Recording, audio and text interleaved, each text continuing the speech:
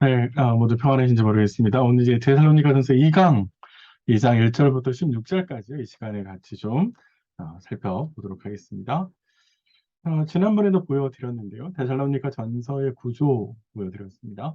본론을 시작하면서 바울은 감사 기도를 했었죠. 우리가 이제 지난 영상에서 같이 생각했었던 거고요.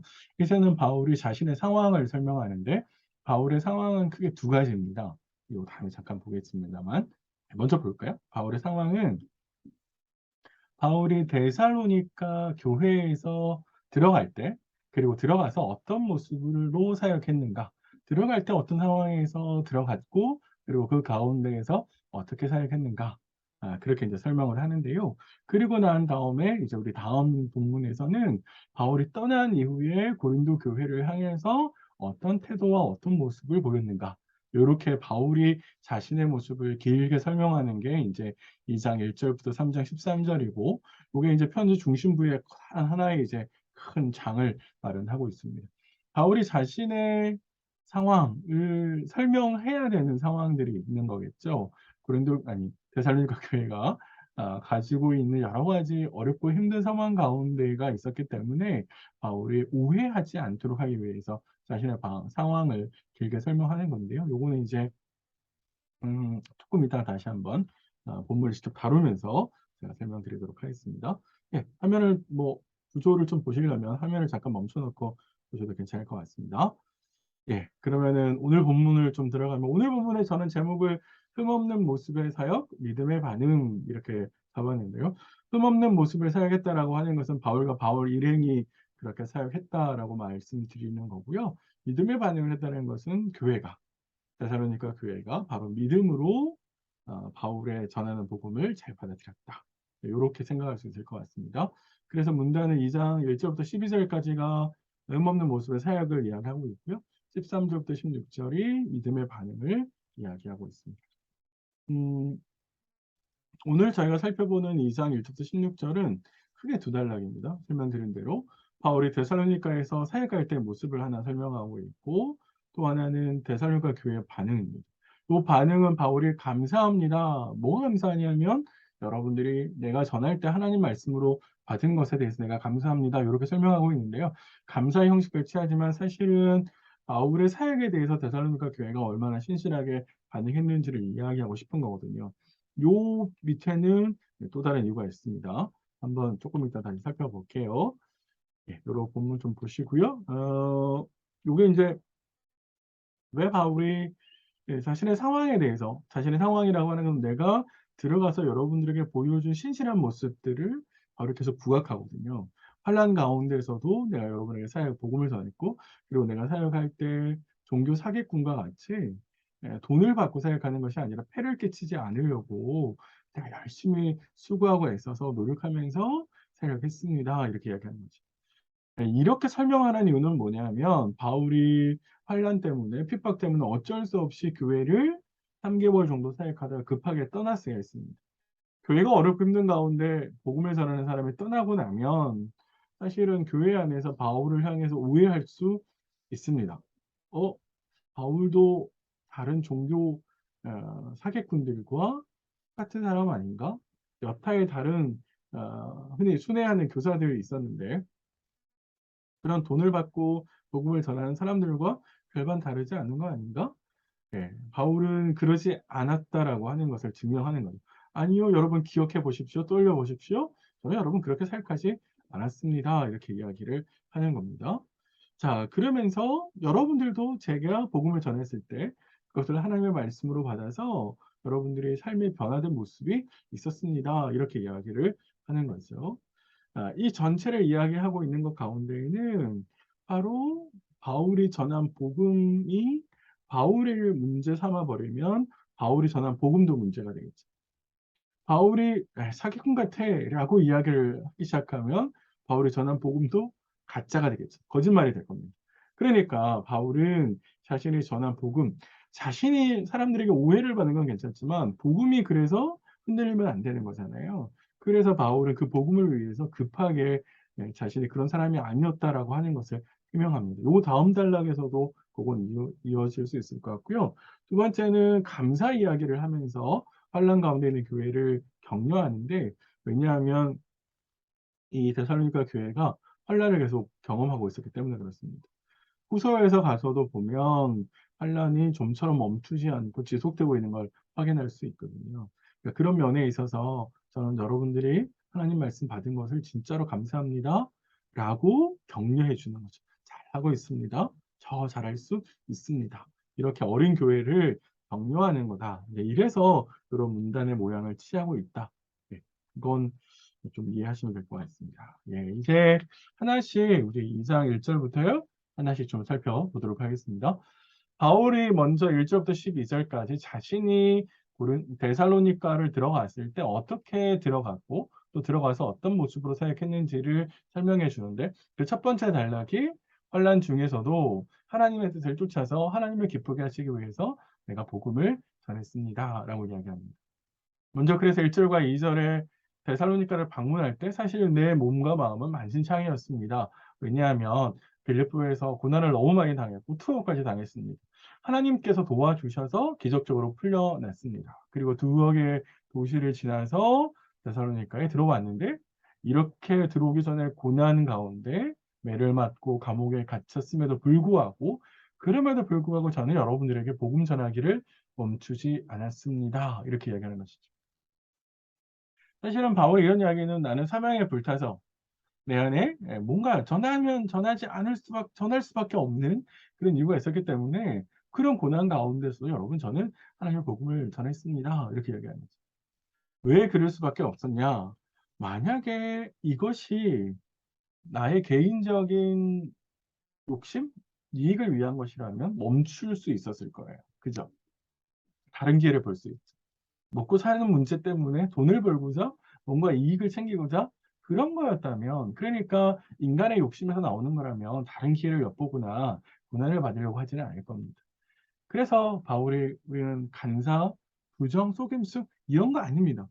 우리가 뭔가 우리의 개인적인 이익을 취하기 위해서 여러분들이 복음 전한 게 아닙니다.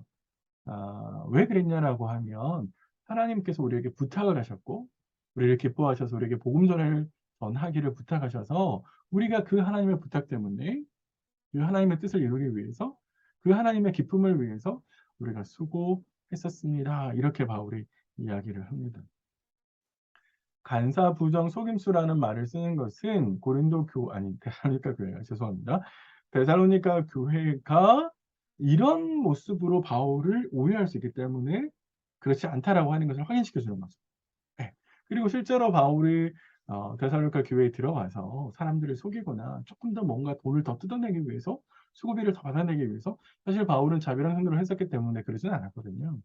오히려 하나님께서 부탁을 했었고 그 부탁받은 것을 열심히 내가 하기 위해서 그 부탁을 열심히 들어드리기 위해서 그분의 기쁨을 위해서 수고했습니다.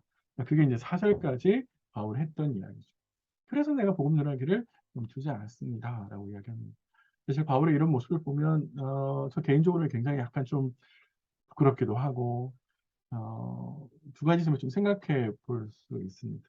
네, 말씀학교라고 하는 이런 사역들을 제가 하면서 내가 이런 사역을 하는 이유가 뭐지? 사람들에게서 더 많은 후원을 이끌어내기 위한 건가? 그게 이제 간사하고 부정적인 거고 사람들을 속이려고 하는 건가? 네, 그런 마음이 내 안에 어느 부분에 조금이라도 있는 건가? 네, 이런 생각들을 해보고 또 하나는 정말 하나님의 복음, 이 복음을 정말로 어렵고 힘든 상황 가운데에서도 내가 사람들에게 잘 전달하고 있는가? 하나님의 뜻을 잘 알려주고 있는가? 이제 이런 생각들을 나름을 해봅니다. 네, 그런가 하면서 반성도 해보고요. 또 하나님의 기쁨을 위해서 어떻게 해야 될 것인가 고민도 해봅니다. 예, 생각나실 때마다 위해서 기도해 주시고요. 그 다음 단락은 첫 번째 단락이 환난 가운데에서 내가 여러분에게 복음을 전했습니다. 했다면 그게 바울의 첫 번째 모습이었다면 두 번째 모습은 실제적으로 복음을 전하면서 정말 우리는 흠이 없이 책망할 것이 없이 책 잡힐 것이 없이 그거 나쁜 거 아니에요? 그렇게 하면 안 되는 거 아니에요? 그런 모습이 없었다는 거예요. 그래서 우리는 하나님 앞에서 흠없는 모습으로 우리가 이야기를 했습니다. 라고 이야기를 합니다. 그래서 또 한 번 비교하는 건 아첨의 말을 하지 않았다는 거예요. 아첨, 사람에게 잘 보이려고 하는 거죠. 사람의 비위를 맞추는 말이잖아요. 아첨이라고 하는 게. 그래서 어떻게 하든지 간에 사람의 비율을 맞춘다라고 하는 것은 자신의 개인적인 유익을 얻으려고 할 때 쓰는 모양이잖아요. 그러지 않았다. 탐심을 가지지도 않았다. 아첨을 하는 이유는 마음속에 다른 꿍꿍이 속에 있는 거잖아요. 근데 바울은 그렇게 하지 않았다. 그게 아니라 사람의 영광을 구하지는 않고 오직 우리가 유모처럼 하나님께서 맡겨주신 여러분들, 자녀들을 양육하듯 하나님의 복음을 전하고 사역했습니다. 네, 그게 이제 6절부터 8절에 있는 이야기입니다. 이 6절부터 8절에 있는 이야기 중에 조금 한번 생각해 보셔야 되는 게 있는데요. 우리 7절에 보시면 우리는 그리스도의 사도로서 이렇게 이야기하죠. 우리 개역 개정에는 사도라고 번역을 했지만 헬라어 성경에는 사도들이라고 복수로 되어 있습니다. 그러면은 사도들? 그러면은 바울 외에 또 누가 사도라고 불릴 수 있을까? 이제 이렇게 저희가 생각해 볼 수 있습니다. 흔히 신약 성경의 사도들이라고 이야기하고 예수님의 12제자가 사도들이었고 그중에 이제 플러스해서 바울이 들어가고요. 다른 이제 에베소서 같은 데 보면 사도라는 말이 또 나오거든요. 그래서 여기에 나와 있는 사도라는 말은 누구를 가리키는 걸까? 학자들 사이에서는 이거는 바울의 권위를 강조하기 위해서 이렇게 복수의 표현을 했다라고 생각하시는 분들이 있는데 아마 그거보다는 우리 1장 1절에 실루아노라는 사람이 등장했죠? 실루아노는 신라라는 사람하고 동명이라고 아니 똑같은 사람 신라의 또 다른 이름이 실루아노라고 말씀을 드렸었고요. 아마도 바울은 신라를 염두에 두면서 복수의 표현을 쓴 거 아닌가라는 생각이 듭니다. 디모데는요? 이렇게 질문하실 수 있는데 이때 당시 디모데는 굉장히 어렸었습니다. 아직 이제 바울과 나이도 꽤 차이가 있고 그리고 청년으로서 사역을 이렇게 따라가고 있기 때문에 바울의 이제 보조자 역할을 하고 있는 그런 모습이었기 때문에 그를 사도라고 부르기는 굉장히 쉽지 않아 보입니다. 그거 하나 생각해 보시고요. 두 번째는 어, 바울의 모습을 설명하면서 자신을 뭐에 비유하냐면 유모라는 말을 비유하잖아요. 유모라는 말 아시죠? 유모라는 말은 다른 사람의 아이를 키우는 사람이잖아요. 근데 바울이 유모처럼이라고 하는 거잖아요. 다른 아이의 사람을 키우는 유모? 근데 바울이 자신의 유모라고 이제 이야기를 하고 있는데 유모가 자기 자녀를 기름과 같이 이 말은 아마도 바울은 자기가 유모처럼 유모가 됐는데 그 유모로서 키우는 사람들이 누구냐면 하나님의 자녀들이거든요. 네. 그러니까 바울은 여러분들은 하나님의 자녀들이고 하나님께서 내게 여러분들에게 복음 전하고 그 사람들에게 복음의 씨앗이 열매 맺어져서 하나님의 거룩한 삶을 살아갈 수 있도록 도우라고 이야기하셨기 때문에 마치 내가 하나님의 그런 부탁을 받은 유모가 되어서 여러분들이 하나님의 하나님의 말씀대로 잘 살아갈 수 있도록 이렇게 했습니다라고 이야기했죠. 그래서 우리의 목숨까지도 8절에 보시면 우리의 목숨까지도 주기를 기뻐했습니다. 이거는 정말로 하나님께서 맡기신 부탁을 최선을 다해서 들어주는 모습이잖아요. 그러니까 바울이 하나님 앞에서 흠없는 모습으로 갔다는 거예요. 내가 개인적인 이익을 구하려고 아첨하지 않았고 대신에 하나님께서 주시는 이 사역을 잘 감당하기 위해서 유모가 되었고 내 목숨까지도 아끼지 않으면서 여러분들을 위해서 사역했었습니다. 이렇게 이야기합니다. 계속해서 바울은 데살로니가 교회가 종교 사기꾼 아니야? 라는 오해를 하지 않도록 저는 그런 사람이 아닙니다. 라고 확인을 시켜주고 있는 것이죠. 자, 그러면서 이제 자신이 이렇게 사역한 것에 대해서 데살로니가 교회 사람들, 데살로니가 교회 사람들에게 확인을 합니다. 그건 무슨 말이에요? 여러분들도 직접 제가 어떻게 사역했는지 아시지 않습니까? 여러분이 기억나지 않습니까? 여러분이 이미 알고 있는 거 아닙니까? 라고 이야기를 하는 것이죠. 그러면서 데살로니가 교회 안에서 설득하는 거예요. 그래, 바울은 그런 사람이 아니었어. 바울은 그렇게 생각하는 사람이 아니었지. 이렇게 설득을 해주는 것이죠. 그래서 그게 세 가지 이야기를 하는데요. 첫 번째와 세 번째가 데살로니가 교회 사람들의 기억과 알미라고 하는 말로 끄집어냅니다. 내가 여러분 들어가서 어떻게 사역했습니까? 9절에 보세요. 수고하고 애썼는데 여러분들에게 폐를 끼치지 않으려고 했습니다. 사실은 바울은 부모로서 사역을 하려고 했었잖아요. 부모가 자녀를 기르는 것처럼. 그래서 부모가 되어서 어떻게 자식에게 폐해를 끼치지 않으려고 그래서 수고하고 애썼다 이렇게 이야기합니다. 네. 바울은 계속해서 이제 자비랑 사역을 많이 했었고요. 텐트 메이커, 텐트를 만드는 일을 했었죠. 이제 그러면서 자신이 써야 될 돈들을 이제 스스로 감당했던 했었습니다. 두 번째는 하나님 앞에서 그리고 여러분 앞에서 내가 여러분들이 증인이지 않습니까?"라고 이야기를 하면서 예, 10 절에 이렇게 되어 있죠. "우리가 너희 믿는 자들을 향하여 어떻게 거룩하고 옳고 흠없이 행하였는지에 대하여 네가 증인이요 하나님도 그러하시다." 여러분들이 다른 사람들에게 혹시 여러분들 가운데 누군가 "아유 바울 똑같아요." 라고 이야기를 한다면 "바울은 그러지 않았습니다. 바울은 흠없이 거룩하게 사역했었습니다."라고 증언을 해줄 사람이 바로 여러분 아닙니까? 그건 하나님도 마찬가지입니다. 이렇게 이야기합니다. 바울이 이제 하나님을 증인으로 세운다라고 하는 것은 그만큼 하나님 앞에서 자신의 사역에 있어서 꺼리낌이 없다는 거예요. 흠잡을 게 없다는 거예요. 자신의 욕심을 위해서 뭔가를 하지 않았다라고 하는 것을 이야기해 주고 있습니다. 증인에 있어서 이제 두 사람, 너희와 하나님 이렇게 두 대상을 언급하는 것은 유대인들의 아마 그런 모습이 좀 바울에게 있어서 그런 게 아닌가 싶습니다. 옆에 보면 증인을 세울 때는 반드시 두 사람 네, 죄송합니다. 두 사람이라고 이야기를 하잖아요. 네, 그런 모습들을 생각하시면 좋을 것 같고요. 세 번째는 다시 이제 "너희도 안다."라고 하면서 다시 한번 동의를 구하는 것이죠. 12절에 11절 12절에 "너희도 아는 바와 같이"라고 시작을 하면서 이야기를 합니다. 아버지가 자녀에게 하듯 그러니까 아버지로서 사역했다는 거예요. "내가 아버지로서 여러분들을 권면했습니다." 그 한 가지 이유는 뭐냐 하면 "여러분들이 하나님의 부르심에 합당하게 행하게 하기 위해서입니다." 이렇게 이야기하는 것이죠. 네. 그러니까 내가 여러분 앞에서 사역할 때 여러분이 다 보시고 기억나지 않습니까? "네, 저는 그런 사람들이 아니었습니다." 라고 이야기를 합니다.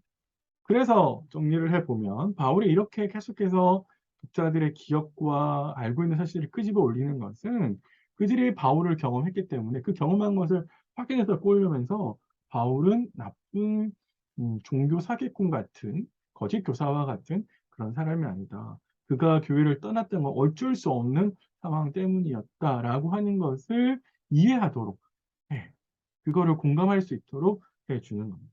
예. 그런 면에 있어서 네, 바울이 이렇게 이야기를 하는 거고요. 이제 13 절부터 16 절은 1 절부터 12 절의 바울의 모습을 이야기한 거라면 12 절부터 13 절부터 16 절까지는 데살로니가 교회의 모습인데 데살로니가 교회의 모습을 바울이 "감사합니다."라는 말로 표현합니다. 한번 보실까요? 13 절을 보세요. "이러므로 우리가 하나님께 끊임없이 감사함은" 내가 감사하는데 '내가 뭐 때문에 감사하냐.'라고 하면 여러분들이 우리가 전하는 복음에 대해서 사람의 말 우리 지난 시간에 살폈는데 사람의 말이라고 하는 건 연설이라고 했죠. 그래서 아주 화려한 미사 어구를 사용해서 아주 이제 달변처럼 쫙 이야기하는 것 그런 사람의 말로 받지 않고 누구의 말이요? "하나님의 말씀으로 받았다." 이렇게 이야기합니다.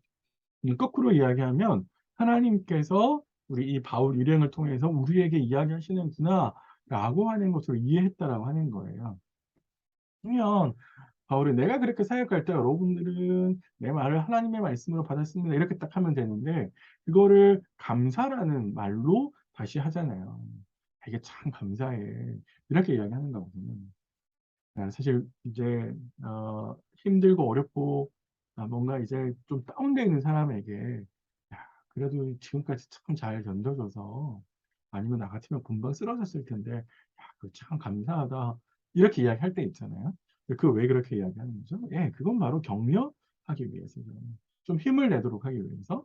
아까 말씀드렸다시피 데살로니가 교회는 어렵고 힘든 상황 가운데 있었기 때문에 이 어렵고 힘든 상황 가운데 그들의 신앙이 약해질 수 있고 넘어질 수 있잖아요. 그래서 바울이 "잘하고 있어요.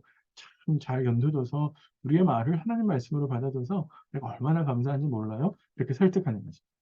예.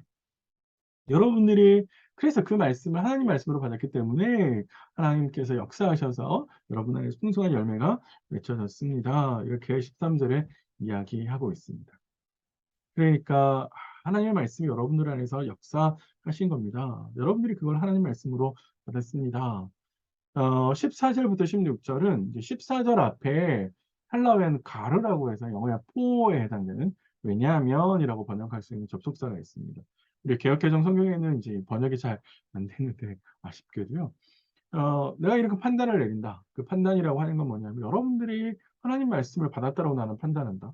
그리고 하나님의 말씀이 여러분 안에서 역사하셨다. 이렇게 판단을 하는 이유가 있는데 그게 뭐냐면 유대에 있는 교회들이 있잖아요. 유대에도 교회가 있잖아요. 이제 예루살렘 교회를 비롯해서 교회가 있는데 그런 교회들을 보니까 그런 교회들의 모습이 여러분들의 모습 속에서 재현되고 있다라고 하는 것 때문에 내가 이런 판단을 내립니다. 14절부터 16절은 그 이야기를 해주는 거예요. 유대교회를 한번 생각해 보십시오. 처음에 우리 사도행전을 보시면 예루살렘의 교회가 딱 세워졌잖아요. 근데 예루살렘의 교회가 세워지고 성도들이 점점점 늘어나자 유대 당국들이 핍박하기 시작했죠. 복음 전하는 사도를 잡아다가 옥에다 가두기도 하고 더 이상 예수의 이름으로 복음을 전하지 못하기도 했습니다. 그럼에도 불구하고 교회들은 어떻게 했냐면 기도하면서 하나님의 뜻을 구하면서 계속해서 복음을 전했고 그 복음은 사마리아를 통해서 쭉 더 확장돼서 이제 바울과 같은 사람들에 의해서 전 세계로 이제 흩어져 가는 모습이 됐잖아요. 그런 동족에게서 받는 고난이 지금 독자 여러분들에게도 데살로니가 교회에 똑같이 있다라고 하는 거죠. 고난받았음에도 불구하고 그 고난을 잘 참고 견디는 것. 마찬가지로 여러분들도 같은 동족에게서 고난을 받았지만 그럼에도 불구하고 잘 참고 견뎠습니다. 그래서 그런 모습을 보니 정말로 여러분들이 하나님의 말씀을 받은 것이고 하나님의 말씀이 여러분 안에서 역사하셨다고 저는 판단할 수 있습니다. 이렇게 이야기해 주는 것입니다. 한 가지 이제 좀 확인하셔야 될 거는 너희 동족이라는 말이 이제 여기 등장합니다. 14절에 보면 너희도 너희 동족에게서 동일한 고난을 받았다 이렇게 이야기를 하죠. 겉으로 보시면 이게 이제 사도행전 17장을 읽어보면 이제 바울의 표현이 너희 동족이라고 이야기를 하니까 데살로니가 사람들도 너희 동족이면 똑같은 이방 사람들, 데살로니가에 있는 사람들 때문에 핍박을 받은 것처럼 생각될 수도 있거든요. 음, 그런데요, 요 데살로니가 사람들을 부추긴 사람들은 유대인입니다. 예. 그래서 유대인들이 계속해서 바울의 사역을 하지 못하도록 쫓아다녔거든요. 그런 면에 있어서는 또 유대인이라고 생각할 수 있어요. 예, 그러니까 흩어져 사는 이방계 유대인들 그런 사람들 때문에 고난을 그 사람들이 이제 부추겨서 뭔가 이제 계속해서 작업을 할 수 있도록 방해를 할 수 있도록 그런 작업들을 있어서 아마 이제 그런 차원에서 생각해 보면 이 데살로니가 사람들일 수도 있고 또 유대인들 가능성도 있습니다. 명확하지는 않은 것 같아요. 15절과 16절은 이제 첨언입니다. 그러니까 우리 아까 14절에 유대인들의 이야기를 했었는데 그러면은 그 유대인들 자신의 동족 유대교회를 핍박한 유대인들은 그런 행동은 무슨 의미냐 그리고 그 결과는 어떻게 되겠느냐라고 이야기를 하면서 똑같이 위로해 주는 거죠. 그러면 유대교회를 핍박했던 유대인들이 이런 잘못을 해서 결국에는 하나님의 진노가 그들에게 임한다면 마찬가지로 네, 어떻게 되겠어요? 데살로니가 교회를 핍박하는 사람들도 이런 결과를 맞이할 거다라고 하는 것을 설명해 주는 거죠. 그래서 그들의 이해를 이제 돕는 겁니다. 유대인들의 잘못이 뭐냐라고 하면 예수와 선지자를 죽였다. 그러니까 바울이 증거한 복음 안에 핵심적인 게 예수님이시잖아요. 그런 예수 그리스도를 죽였다라고 이야기를 하고 있고 그건 결국에 하나님과 사람에게 대적하는 것이죠. 네, 하나님의 예수를 보냈는데 그 보내신 예수를 거적하는 것은 죽이는 것은 곧 하나님에 대해서 대항한다라고 하는 것이고 그리고 하나님의 사람들에 대해서 대적하는 것이죠. 그건 결국에 자신의 죄를 채워가는 거다라고 이야기를 합니다. 네. 그래서 그렇게 우리가 복음 전하는 것을 계속해서 못하게 막았다. 바울이 지금까지 경험해온 게 바로 그런 거였잖아요. 그런 유대인들에게 뭐가 임했냐라면 결국에 그들에게 하나님의 진노가 임할 것이다. 하나님의 심판을 피하지 못하게 될 거다. 결국 그들은 멸망하게 될 거다라고 그들에게 이야기해 줍니다. 이걸 통해서 여러분들을 괴롭히고 있는 사람들도 똑같은 잘못을 저지르는 것이며 똑같은 결과를 맞이할 겁니다. 이게 하나님께서 여러 공의로 심판하실 겁니다. 라고 이제 그들에게 이야기해 주고 있는 것이죠. 예. 그래서 2장 1절부터 16절까지는 이런 내용들로 세워져 있습니다. 네. 제가 설명을 잘 했는지 모르겠습니다. 몇 가지 좀 생각해 보시면 좋겠는데요. 바울의 사역을 할 때 하나님 앞에서 흠이 없는 사역을 하잖아요. 사실 그가 하는 말이 난 사도로서 사실 권리를 가지고 있고 내가 당당하게 뭔가를 요구할 수 있지만 그렇지 않아.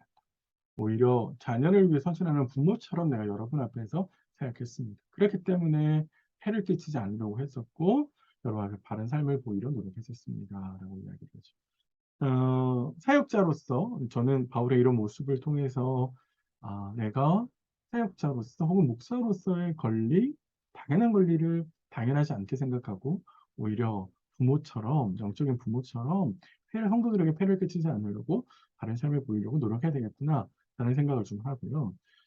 성도의 입장에서 보면 바울의 사역자이지만 이 사역자로서의 권리를 내려놓는다고 하는 것은 형제를 위해서 자신의 것을 섬기는 사랑의 모습이기도 한 거거든요. 그래서 그런 원리적인 측면에서 보면 말씀의 전진을 위해서 또 교회를 위해서 공동체를 위해서 내가 당연히 주장할 수 있지만 포기하고 내려놓을 수 있는 게 뭐가 있을까? 혹은 나에게 그런 모습이 있는가? 한번 생각해 보시면 좋겠고 더욱 낮은 자세로 하나님 나라를 위해서 내가 낮아지고 내가 깨지고 그렇게 해야 될 일은 뭔가? 내가 그렇게 좀 노력해야 될 점은 뭔가? 그런 점에서도 한번 생각해 보시라고 말씀드리고요. 두 번째는 하나님 앞에서 우리 내면을 좀 살펴보는 작업을 했으면 좋겠는데 사실 저도 사역을 하다 보면 저도 모르는 사이에 사람들에게 약간 아부라고 말하기는 어려운데 약간 음 기분 좋게 만드는 말?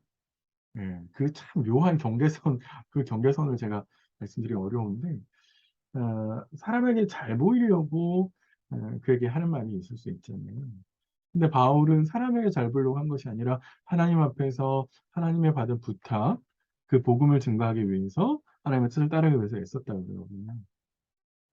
우리가 생각해 보셔야 될 거는 '내가 이걸 왜 하지? 내가 이거 사람들에게 잘 보이려고 하는 건가? 하나님 앞에서 하나님의 뜻을 따르기 위해서 하는 건가?' 이걸 좀 생각해 보시면 좋겠다라는 생각이 듭니다. 어 사람들에게 보이기 위해서 하는 척 할 수 있잖아요. 없는데 하지 않았음에도 불구하고 그렇게 할 수 있잖아요. 제가 예전에 이제 큐티 모임을 인도해 보면 큐티를 안 하셨는데 마치 하신 것처럼 근데 막상 그 자리에서 안 했다고 말하기가 어려우니까 그럴 수 있죠. 그런 것뿐만 아니라 여러 가지 이제 것들이 일이 있을 텐데 한번 좀 생각해 보시면 좋겠다 생각이 들고요. 세 번째는 바울이 자신이 들어가서 어떤 사역을 했는지를 설명하는 이 모든 이유는 오해를 막기 위해서거든요. 그 오해를 막는다라고 하는 것은 결국에 자신의 한 사람의 명예뿐만 아니라 복음 때문에 그러는 거거든요. 그게 바울을 오해해 버리면 복음을 외면하기 때문에 어려워지는 것이죠. 그런 점에 있어서 우리가 적절히 설명하고 또 소통해야 될 일은 뭘까? 또 빨리 서둘러서 신앙이 떨어지지 않도록 혹은 믿음에서 넘어지지 않도록 오해를 풀어야 될 일은 없을까? 공동체 안에 그런 오해가 생기지 않았을까? 한번 돌이켜 보시면 좋겠습니다. 네 번째는 이 데살로니가 교회가요. 복음을 전할 때 하나님의 말씀으로 들었다 그러잖아요. 하나님께서 사역자들을 통해서 말씀하시는 것들을 하나님의 말씀으로 받았다 그러거든요. 그래서 이제 사역자가 바른 태도를 가졌을 때 복음의 통로가 된다라고 하는 거는 저 같은 사람들이 새겨새겨 꼭 들어야 되는 이야기고요. 우리 이제 함께 하신 우리 성도님들은 하나님께서 사역자들을 통해서 말씀하셨을 때 주일날 설교 혹은 성경 공부 그런 것들을 이제 강의 이런 것들을 들을 때 어떤 태도로 듣고 있을까 한번 좀 이제 고민해 보셨으면 좋겠습니다. 내가 적절한 태도로 적절하게 반응하면서 듣고 있을까? 진짜 하나님 말씀으로 내가 듣고 있는가? 아니면 극히 인간의 아유, 저 목사님 생각이지 라는 태도로 듣고 있을까? 아, 이건 너무 마음에 안 드는데? 그런 재단을 하면서 듣는 건 아닌지 한번 좀 잘 고민해 보시고 생각해 보셨으면 좋겠습니다. 사역자가 말씀을 잘 전했는지는 하나님께서 사역자들에게 책임을 물으실 겁니다. 그러나 그들을 통해서 전달하신 하나님 말씀에 대해서 어떤 태도로 들었는지는 우리 지금 함께 공부하고 계시는 우리 성도님들에게 책임을 물으실 겁니다. 네, 그렇게 책임을 물으실 거라는 것 한번 고민해 보셨으면 좋겠습니다. 네, 이 강은 이렇게 해서 좀 마무리를 해야 될 것 같습니다. 혹시 질문이 생기시거나 뭔가 잘 이해가 안 되시는 거는 개인적으로 연락을 주시면 제가 답변해 드리도록 하겠습니다. 수고 많으셨고요. 저는 3강에서 뵙겠습니다.